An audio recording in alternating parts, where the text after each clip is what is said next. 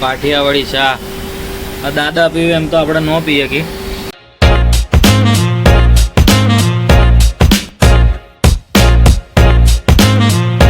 તો શું કે મિત્રો, ગુડ મોર્નિંગ અને જય શ્રી કૃષ્ણ. તો નવા દિવસની શરૂઆત કરી દીધી છે, તો આપણે પહેલાં જ થઈ ગઈ હતી અને હજી રેન્ડરિંગ ચાલુ જ છે. ખબર નહીં ક્યારે પતશે. તો બસ અત્યારે તો આપણે હવે નીકળી રહ્યા છે ઓફિસ જવા માટે. તમે કીધું લાવો વાતચીત કરી લઈએ. તમે જોયું તે પ્રમાણે મસ્ત મજાના આપણે એન્જોય કર્યું હતું કાલે. લગભગ સવાર પાડી જ દીધી હતી, એટલે આજ સવારની શરૂઆત પાછી આપણે નવા વ્લોગથી કરી રહ્યા છે. એડિટિંગ બતાવીને થોડીક વાર આપણે આરામ કર્યો અને અત્યારે હવે પાછા આપણે બેક ટુ ધ વર્ક જઈ રહ્યા છે. તો જોઈએ આગળ દિવસ કેવો પસાર થાય છે તમારી જોડે ને જોડે.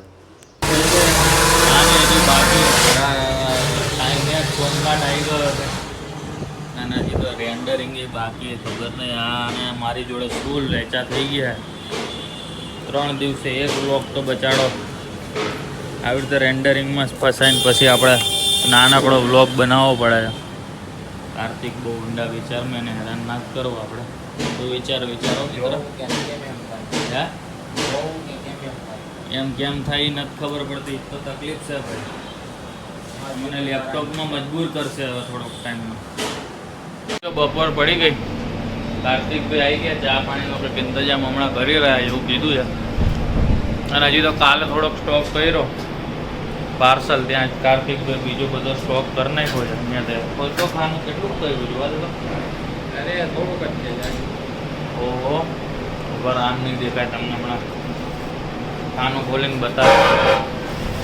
વાહ લાલ અહીંયા સ્ટોક આવી ગયો છે, કાંઈ ઘટે નહીં. ધીરે ધીરે બધું કરી રહ્યા ભેગું. પાછા બોક્સ ભરી દેવાની વાત છે, બરાબર ને કાર્તિક?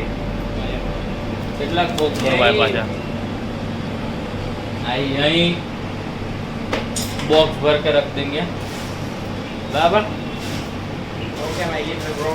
બસ જોઈએ કાંઈ ખોવાઈ ન જાય એમાંથી વસ્તુ.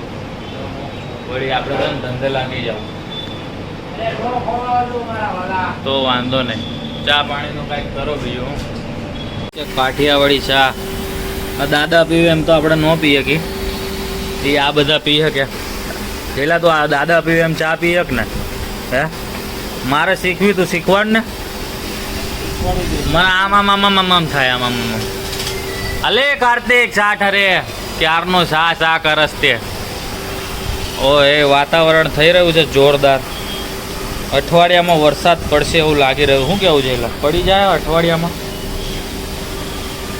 હું દિવ્યા આવી ગયા. દિવ્યા બહુ જ થાકી ગયા, કારણ કે ઘરનું કામ કરીને પછી ક્યાં ગઈ હતી? હર્ષને ત્યાં સાંજીમાં. ત્યાંથી બધા આવી ગયા. પછી આ સામાન લેવાનો હતો, બધો સામાન લેતા આવ્યા અને પહોંચી ગયા home sweet home Ganpati Bappa Morya. હાસ ચલો. અરે ચાવી કાઢવા રાત્રે અંદર આવી જાય ને તો બરાબર ને. તો બસ જો દિવસ કંઈક આવી રીતે પસાર કર્યો છે. હાસ પંખાની જરૂર હતી. તો મળીએ કાલે નવા વ્લોગ સાથે. ત્યાં સુધી ગુડ નાઇટ અને જય શ્રી કૃષ્ણ.